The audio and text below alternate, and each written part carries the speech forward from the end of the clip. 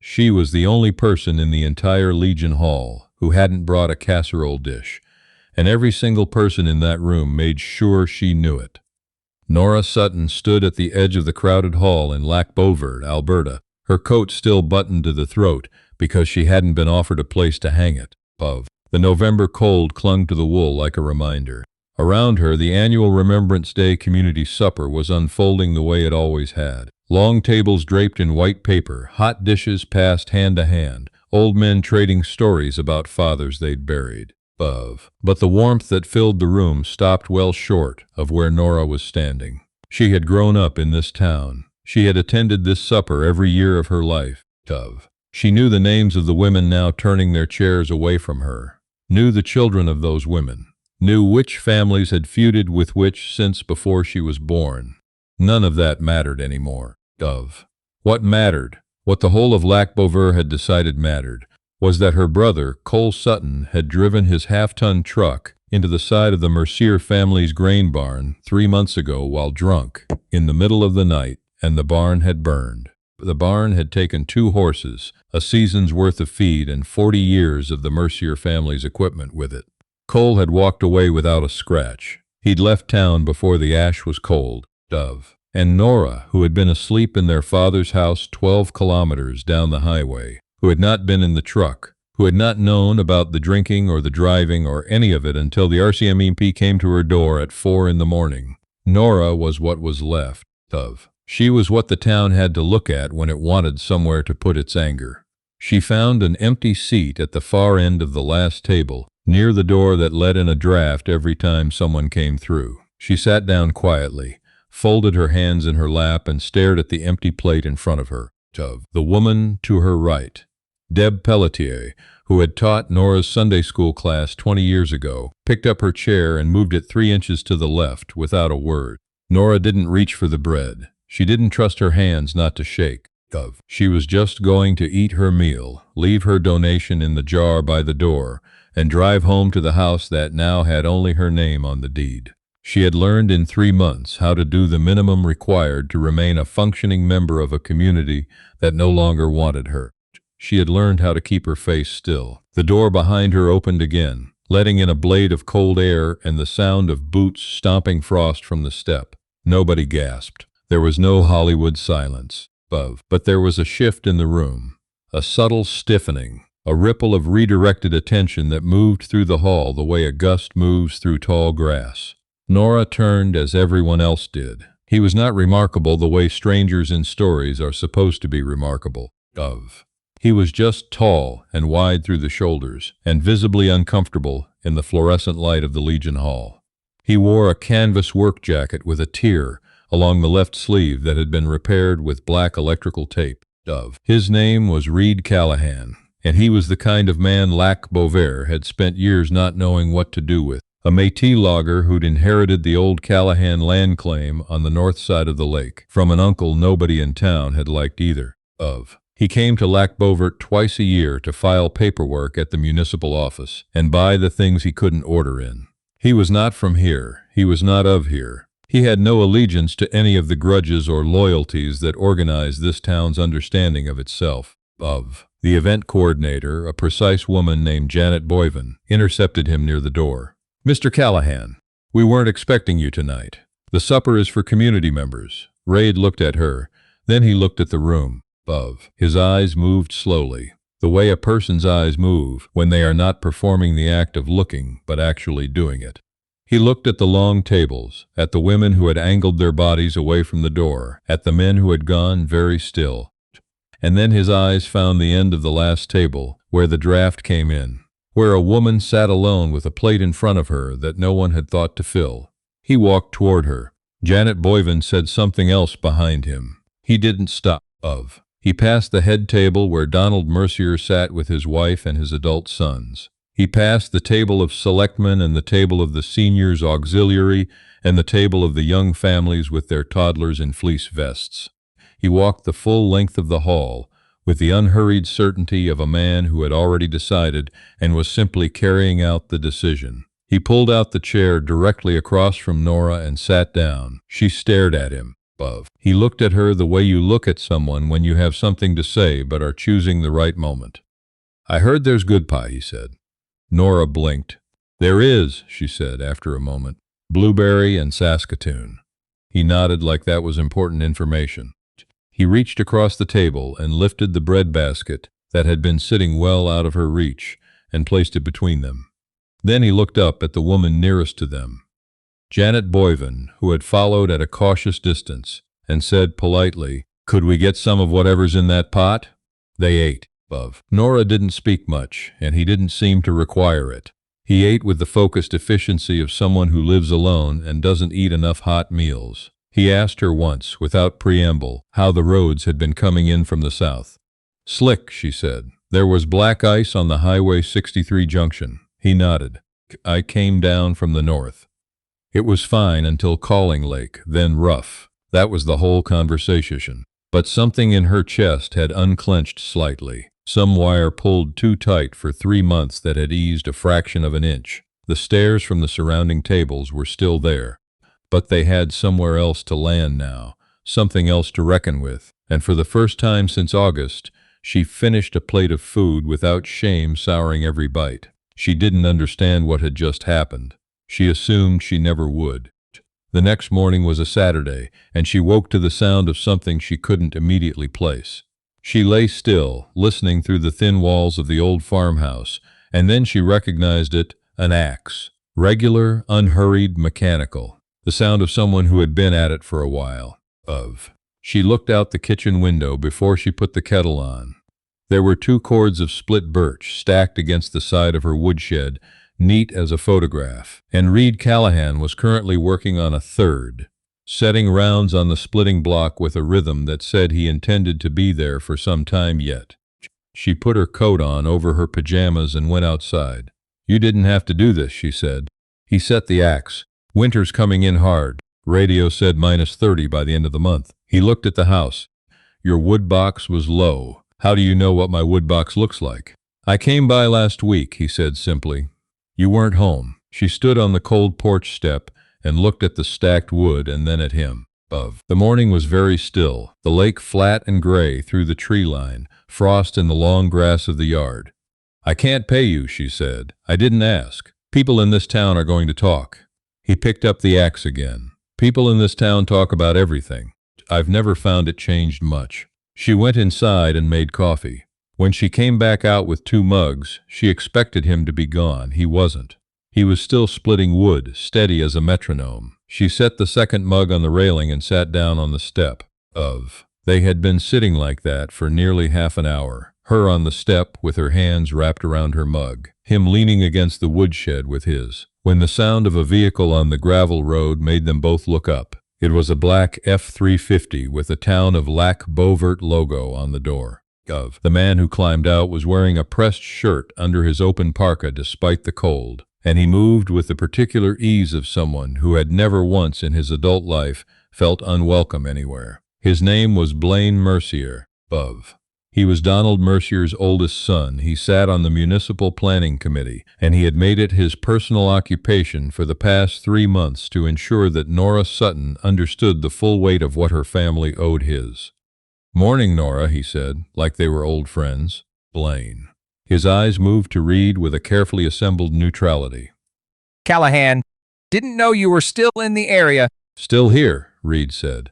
Blaine smiled with his teeth. He looked back at Nora, his voice dropping into the register he used when he wanted to sound reasonable. I heard you were at the supper last night. I thought maybe we could talk since you're not returning my calls. He paused. About the property assessment. Nora felt the familiar ice move through her. Blaine had been trying to initiate a property assessment for 2 months, a mechanism through which the town could potentially place a lien on her land to satisfy the outstanding damages claim his father had filed. The family's lawyer had told her she had grounds to fight it. The family's lawyer also cost $400 an hour. This isn't a good time, she said. I think it's a fine time. He came a few steps closer. His tone was still pleasant, still reasonable, the same tone he used at town council meetings when he wanted people to feel he was being generous. Nora, nobody wants this to go the way it's going, but your brother did serious damage, and this family is owed. If you just cooperate with the assessment. She said it's not a good time. Reed's voice was quiet. He hadn't moved from where he was leaning against the woodshed, but something in the quality of his stillness had changed. Blaine turned. This is private property business, Callahan. I don't think it concerns you. She owns the property, Reed said. If she says it's not a good time, it's not a good time. Blaine's pleasant expression tightened around the edges. He looked between them, recalculating. You know, people are wondering what your business is here, he said to Reed. Showing up at the supper. Now this. He let the implication hang. Let them wonder, Reed said. Blaine held Reed's eyes for a moment, then looked away first. He looked back at Nora with the expression of a man making a careful note of something. This isn't finished, he said quietly. I know, she said. She kept her voice even. He got back in his truck and drove out slowly, the way people do when they want to appear unhurried. Nora let out a breath that had been sitting in her lungs for a long time. Her hands, she noticed, were not shaking. That was new. He's going to make trouble, she said. Reed picked up his coffee mug. He's already making trouble. That's different from having the right to. She looked at him. What do you mean? He set the mug down on the woodshed rail and was quiet for a moment. When he spoke, he was looking at the tree line. I know a bit about the Mercier claim, he said. I've been dealing with the planning committee for 3 years over my land.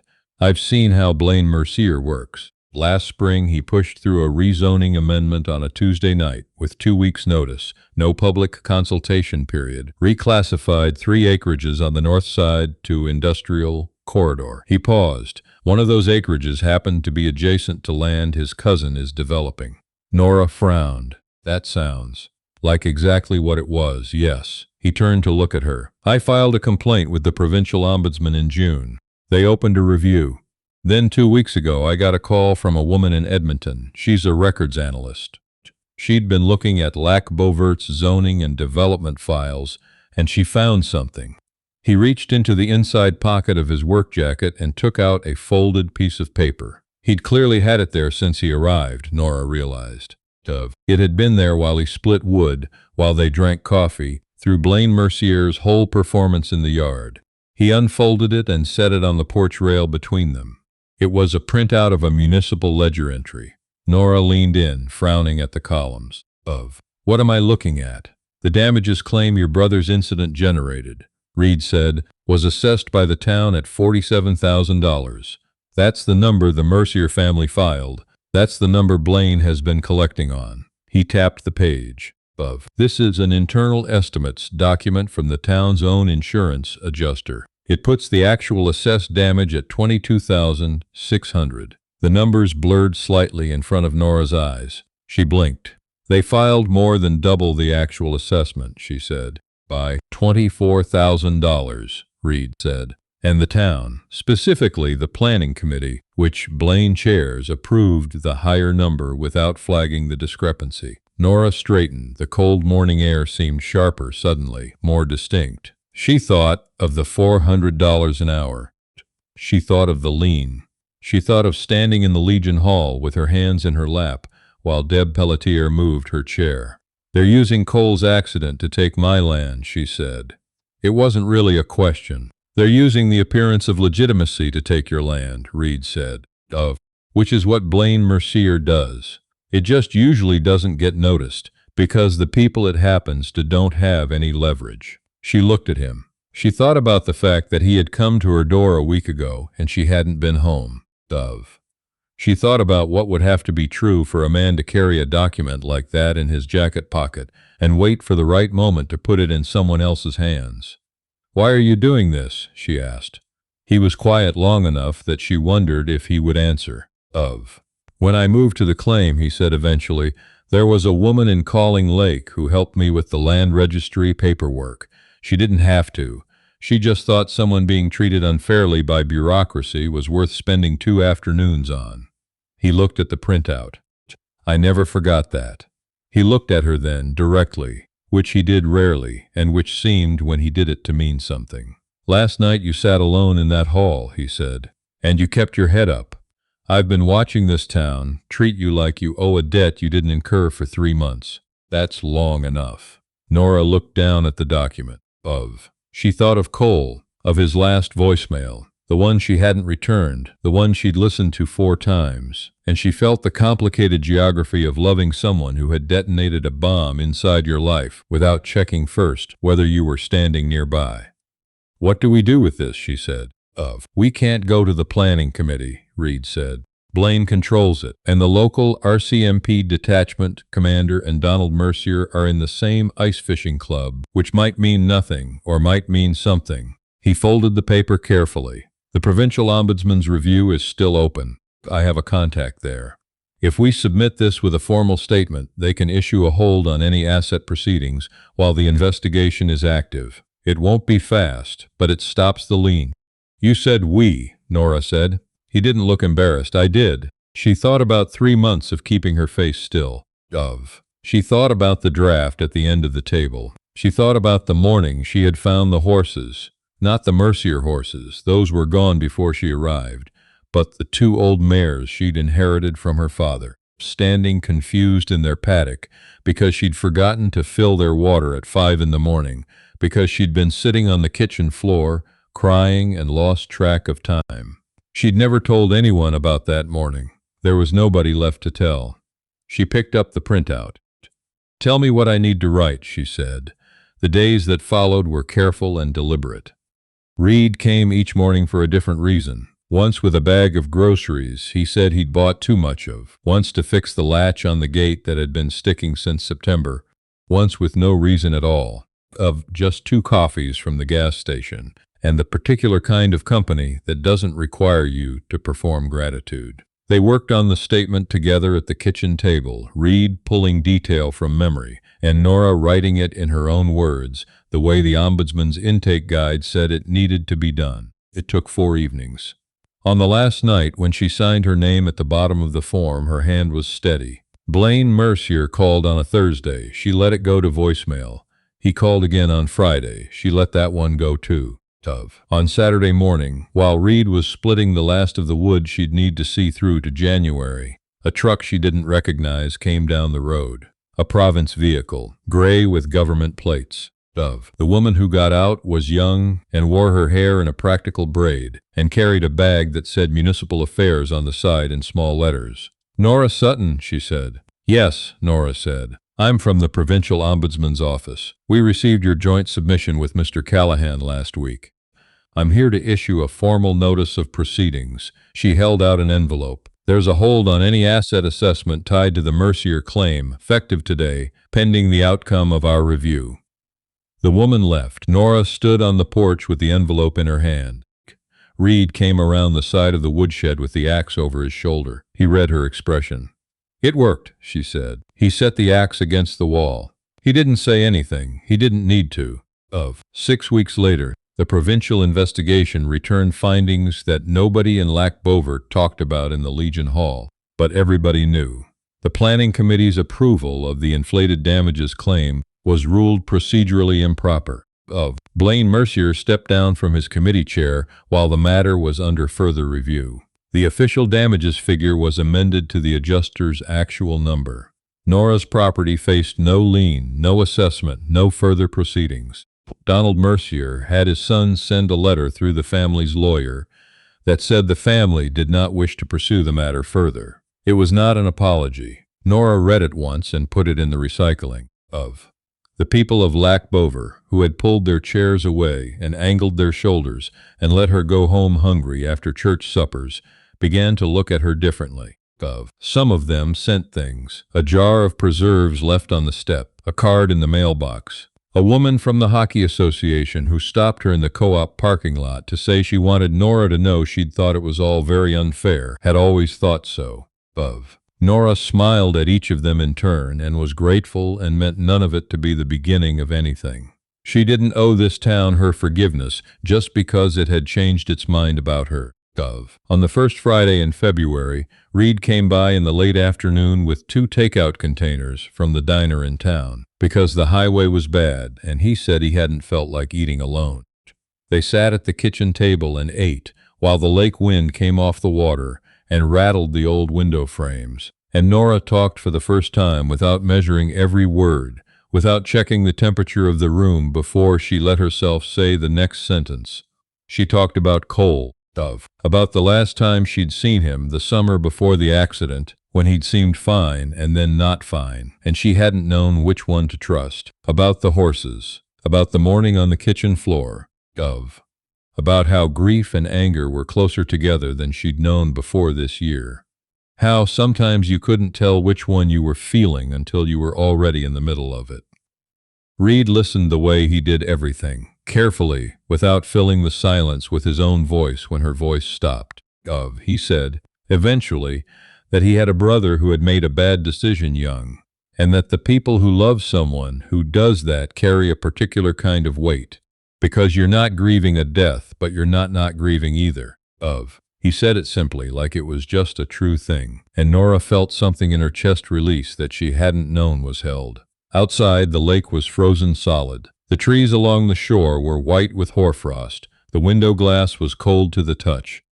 Inside, there was light, and the smell of coffee going in the pot, and the specific quiet of a house that was no longer just holding one person. Cole Sutton's name was never cleared the way Thomas Higgins' name was cleared in a story. He had done what he had done. He was still gone. The barn was still ashed.